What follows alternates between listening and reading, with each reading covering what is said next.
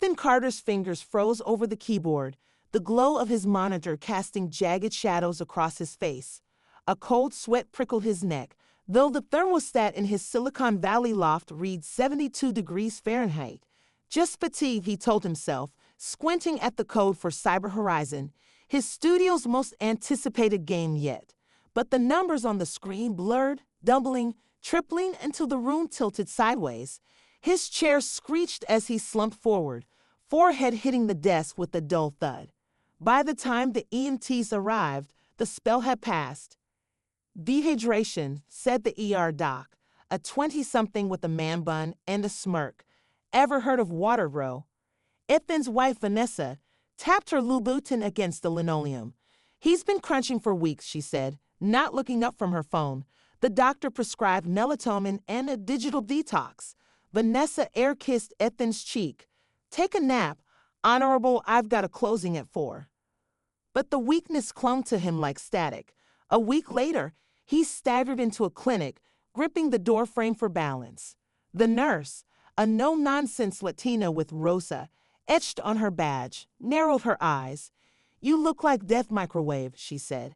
Her blood draw was less a request than a threat.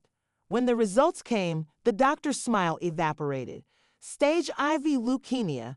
The words hung in the air, sterile and absolute. Vanessa's manicured nail tapped her lip. Chemo's expensive, she murmured, already scrolling Zillow. Ethan stared at the MRI on the screen. A Rorschach blot of tumors. How do you do the body? That night, he lay awake, listening to Vanessa argue with the realtor in the next room. Waterfront, she hissed. No one buys a coffin view. Ethan's phone buzzed. A notification from his studio. Cyber Horizon had just hit 10 million pre-orders. He closed his eyes, the applause of 1,000 phantom gamers ringing in his ears. Somewhere, a clock ticked. The highway to Montana unspooled like a corrupted line of code, endless, glitchy, punctuated by potholes that rattled Ethan's teeth. Vanessa drove in silence, her Tesla's autopilot humming as she drafted emails titled Estate Liquidation Options. When they reached the dirt road to Aunt Marge's ranch, she idled at the gate. Text if ye know, she said, handing him a duffel bag of meds. Through the tinted window, he watched her Tesla kick up dust, its brake lights winking red as it vanished.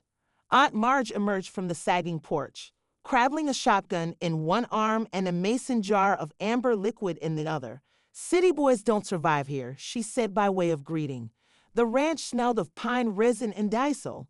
That night, she force-fed him venison stew while muttering about chemo clowns and big pharmacons. Ethan's phone buzzed.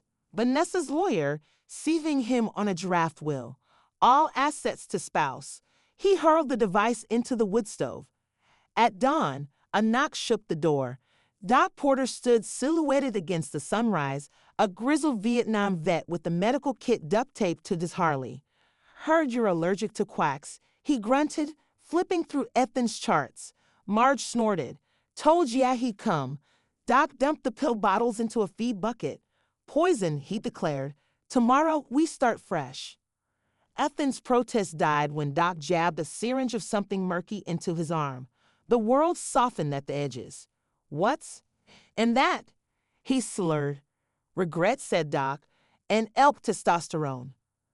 By week's end, Ethan was splitting logs, his hands blistered but steady. Marge tossed him a grease-stained manual titled Tractors for Dumbasses. Fix the John Deere, she ordered, or starve. He worked until his muscles burned clean, until the nightmares of hospital beds faded. Vanessa called every Sunday. Still breathing? She purred. One night, he overheard her arguing with the man the life insurance clears in 60 days. Relax. The next morning, Doc found him vomiting behind the barn. Relapse? Ethan rasped. Doc spat tobacco. Nope. That's just hate coming up. Winter clamped down on the ranch like a virus, freezing the diesel in the John Deere's tank and frosting the edges of Ethan's resolve. He found Lily in the barn most mornings, her welding mask tipped up, sparks cascading around her boots as she resurrected Marge's ancient plow. You stare any harder, Carter, I'll charge admission, she said once, her breath fogging the air. He looked away, heat crawling up his neck. Vanessa's lawyer escalated. Probate notices, asset freezes, at PVF will with a digital signature Ethan didn't remember scribbling. Doc intercepted the mail, fed it to Marge's goats. Paperwork's compost out here, he said, but the real threat arrived in a black Escalade one brittle afternoon. Vanessa stepped out, her fur collar dusted with snow, eyes scanning the property like an appraiser. Still here? She sighed, clicking up the porch steps. Ethan, prepped by Doc's latest injection, a concoction smelling of gasoline and garlic, slumped in a rocker, a quilt draped artfully over his withered legs. Marge hovered in the doorway, gripping her shotgun like a punctuation mark. Came to say goodbye, Vanessa lied, her gaze lingering on the deed to the ranch, framed on the wall. The lawyers need closure. Ethan coughed, a wet rattle Doc had taught him. How kind. She leaned in, Channel No, 5 clashing with the wood smoke. There's a hospice in Zurich, she whispered. Discreet, we could end this cleanly. In the barn, unnoticed, Lily pressed record on Ethan's phone, wedged between hay bales. Spring thaw brought mud, mayflies, and Vanessa's final play.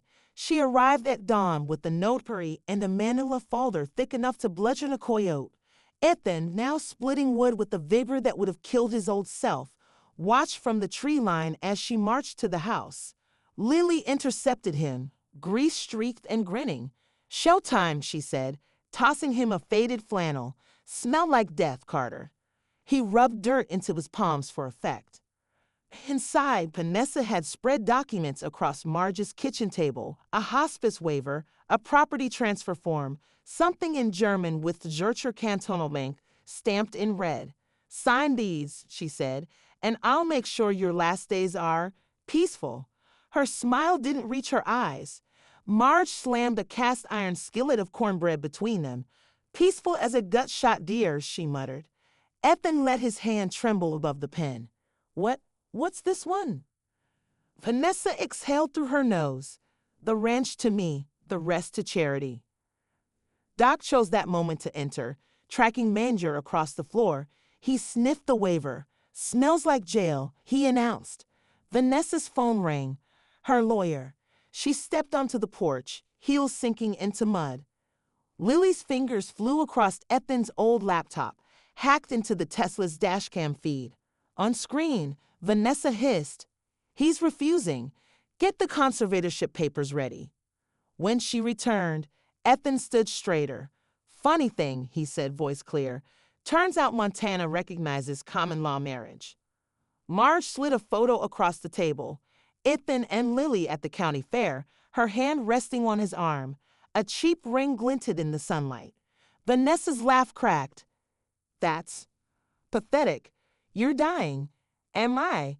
Ethan rolled up his sleeve, revealing muscle where bone had pressed. The notary edged toward the door. Vanessa lunged for the laptop, but Doc caught her wrist. "Careful, princess," he drawled. "We've been live streaming since breakfast." Somewhere in Silicon Valley, 10 million gamers leaned forward. The live stream went supernova. By noon, #CarterConspiracy trended globally. Gamers dissected every frame. Vanessa snarl, Doc smirk, the way Lily's welding scars glinted like serpentry under the ranch lights. Memes spawned. When your wife's an NPC. Montana, final boss mode. Ethan's studio, sensing PR gold, released Cyber Horizon early. It crashed Steam. Vanessa flew to Zurich, but the internet clawed her back. Swiss bankers froze her accounts, spoofed by Reddit threads tracing her shell companies. At JFK, ICE agents waited with a folder thicker than her ego. Conservatorship fraud, one said, snapping cuffs. Her mugshot, smudged mascara, fur collar askew, became a TikTok filter. On the ranch, spring deepened. Ethan's hair grew back, coarse and streaked with gray. He proposed at the county fair, ring tucked in a grease monkey rag. Lily laughed. "Took you long enough."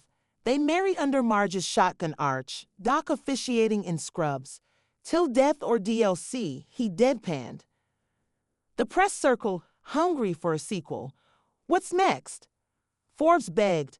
Ethan gestured to the horizon, where Lily's bulldozer carved foundations for a tech camp, rustic cabins, satellite Wi-Fi, Phoenix Protocol. He said, kids code here, heal here, no crunch, no toxicity. Marge snorted. City brats milking goats? Good luck. At dusk, Ethan logged into his old dev forum. A message blinked.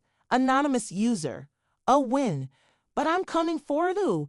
He deleted it, unplugged, and walked into the fields. Somewhere, a newborn cried. Lily appeared, their son swaddled in a flannel shirt. Ethan pressed his palm to the baby's chest, feeling the heartbeat sync with his own.